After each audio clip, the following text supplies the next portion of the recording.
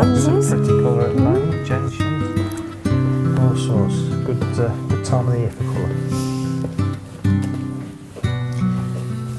Well, hello again. We're at Staunton Harold Nurseries with Mark Smith, our garden guru.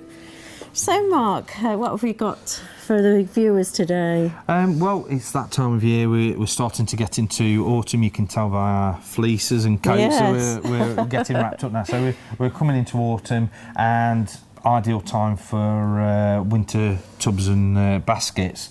The reason why we're doing the show about the winter tubs, everybody comes in and says, you know, we've got to get our winter tubs done, you know, and they just think of pansies to start off with. So the traditional sort of hardy pansies, the big flowers, very, very pretty, you know, they're still popular to this day.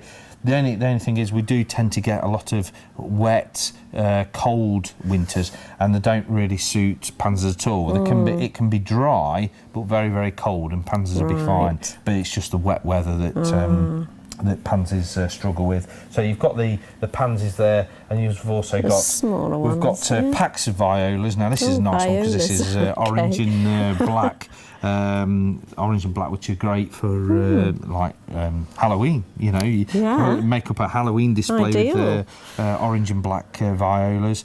They're just a smaller flower than the pansies. There's not really a difference. Again, they don't like the wet weather as well. But they're traditionally what people would put into baskets. Violas tend to be a lot more compact growing as well, and a lot more flowers for your money. But these days, there's that much more choice for the plants that you put into autumn and winter containers. You've got different materials for the containers. We've got the wicker baskets here, which are very fashionable. Yeah. A lot of people tend to use those.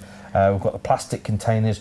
Now, years ago, it used to be just the terracotta coloured ones, or black. But now you've got nice colours. You've got the wash effect there, and also we've got these what looks like glazed pots on the stand there, but that's actually plastic. Oh, is it? Yeah, it actually feels it feels like a proper glazed pot, but it doesn't crack in the frost. Yeah. And it's very, very lightweight, and it's got that lovely sheen to it.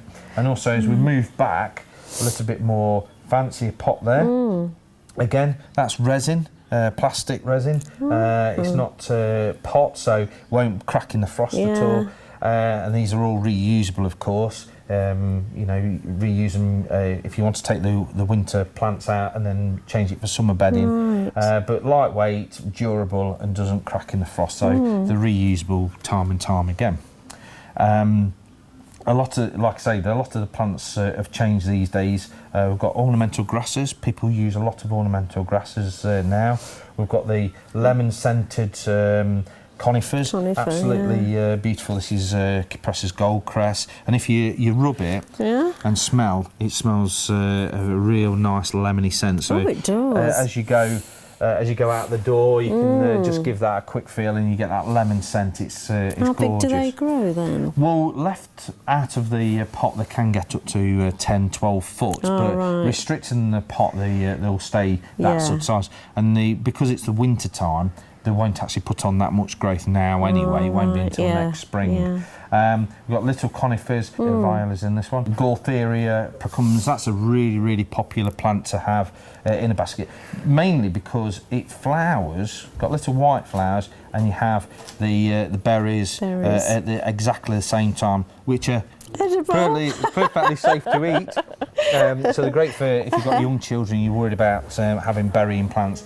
They do eat.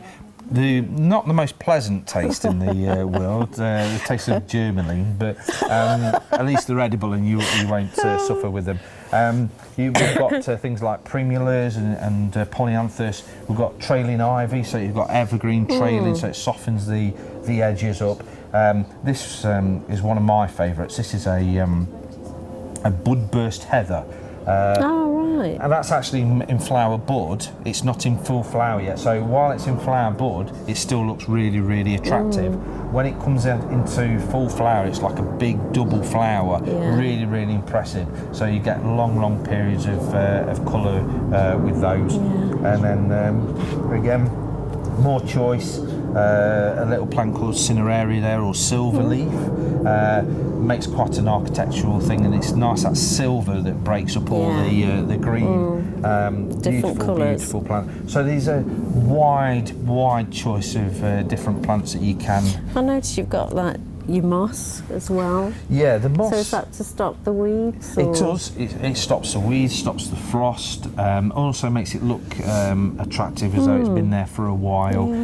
Because to me, when you see just the plain soil on the top, it looks, as though it's just been done. Whereas the moss makes it look more full. Yeah, it does. It makes it look more full and more rustic looking and more natural.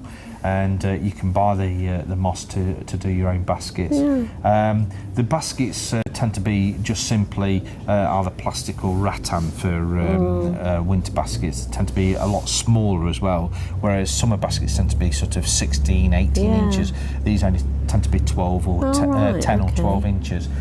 So a lot smaller. But again, a lot of the things that you see in the containers, you would duplicate and put in the baskets as well, and try to a lot more ivy, to trail down and things like that. So you just need different heights, don't you? Different heights, and you might have noticed what I tend to like to do when people plant containers. They put a plant like a conifer smack bang in the centre. Oh, right. And then they put the plants all the way around the outside. Well, that's fine. There's no problem with that. That's kind of an old-fashioned way of doing it. But then you don't get to see wherever you place that. You don't see the plant at the back, and it seems a bit of a waste. So what we tend to do is place the very tall things at the back, and then put all your smaller ones at the front, so you get to see absolutely everything. And it just, again, in nature, you wouldn't have a centrepiece and then something around the outside. This looks more natural, as though it's almost like a natural planted pot, and how it would be in nature. It almost replicates a garden, what you would do in your garden outside. You'd have the taller things at the back and the lower things at the front. That's kind of a really good choice of things for winter, autumn and winter plants planting now. There's a lot more choice than there used to be. And so you can do your wintering tubs right now. Use a ordinary multi-purpose compost, nothing special at all, and pick your pot and go from there. Right, that's lovely, Mark. So I hope this has been useful for our viewers. There's a lot of selection here at Staunton Harold. So, Mark, is there any contact numbers we can give the viewers? The phone number's at the bottom of the screen now for Staunton Harold Nurseries, or they can do a search for us on Facebook, put in Staunton Harold in the search bar address, and they'll get our Facebook page up, which we update on a weekly basis, all the new displays that we're doing, all the new plants that's coming in, and more importantly, all the special deals that we've got actually at the nursery. And if you've got any problems, you can either contact Burton TV directly through their email address, or you can find our email address on the Facebook page, and any problems we can address on future shows for the viewers. Yes, well, so was there a problem dealing with tomatoes? There was a question about tomatoes? There was. You see, there's not always a problem. There's not always a problem. I had a question about tomatoes. Somebody said to me, my tomatoes aren't ripening, which is a common problem with tomatoes, especially when it starts to get to colder months. And there was explained to me over the phone, they phoned me up and explained to me over the phone, sometimes you need to see it in person. So I went to go and see the person, and I walked into the garden and I said, oh, your tomatoes are doing well. And they said, oh, yeah, but they're not ripening. I said, well, what do you mean? He says, well, they're still yellow. I said, that's the variety. They're supposed to be yellow. They thought they were supposed to be going red. But to be fair to them, they'd actually bought red cherry tomato plants, and what they actually got was yellow plum tomatoes, little mini plum tomatoes. So they actually thought there was something wrong with them, but they were supposed to be yellow, and they thought they were supposed to be going red at some point. So they're chucking away all these yellow tomatoes and not using them. So I said, that's what they're supposed to be. So it's not always a problem. It's one of those little quirky things. But when they thought they were buying red tomatoes, I had some actually, and they were green. Yeah, but they didn't go red. No, you can. The others went red. Yeah, you can have heritage tomatoes, and there's a green stripy one in the heritage tomatoes which stays green, but it's perfectly edible. Edible. Okay. So yeah, it's not always a problem. It's just those little quirky things. So the problems with tomatoes could be a weather-related thing. We've not had a great season for ripening crops off, whether it be apples, pears, any kind of veg, cucumbers, and as well has had problems. So the reason why the tomatoes may be not ripening is a light issue more than anything else. The simple thing is take those green tomatoes off. You can put them in a bowl with a banana. The bananas give off a gas that helps ripen the tomatoes. Put them on a sunny windowsill next to a banana, and it will ripen them off lovely.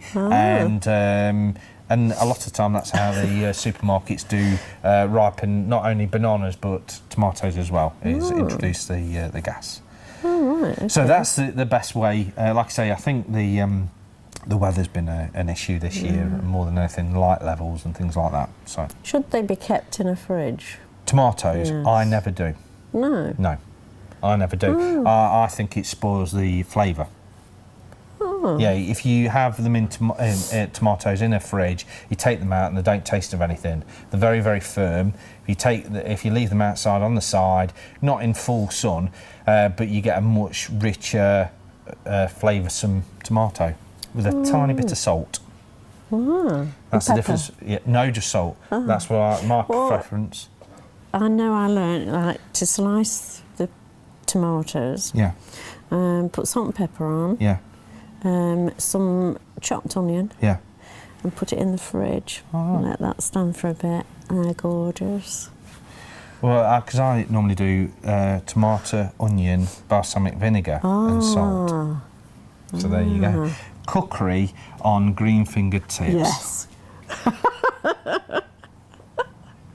So there's all the details for you to get in contact if you have any problems or you just want some advice. That's the end of Green Fingertips, and we'll see you next time.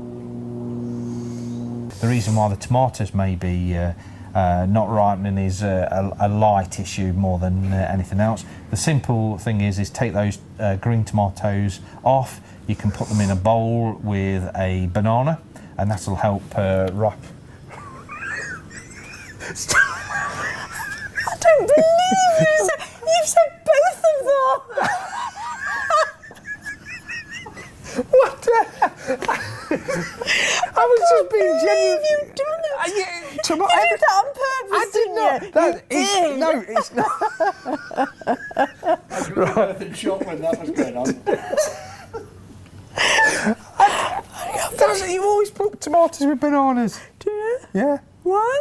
It helps them ripen. The bananas. The bananas. It does, yes. Yeah. And you shouldn't put bananas with other fruit. No.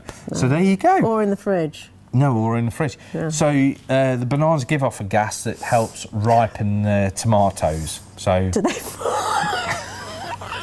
No, they don't. No, they don't. So that's perfectly okay. That's what you do. Put them on a sunny windowsill next to a banana, and it'll ripen them off lovely. And we'll see you next time. Oh, I forgot the rest of it, and I've totally cut you out. I've totally cut you out. You have. There was me looking pretty. So, Mark, is there any contact numbers we can give the viewers? There is. There's the Staunton Herald number, which I've completely forgotten.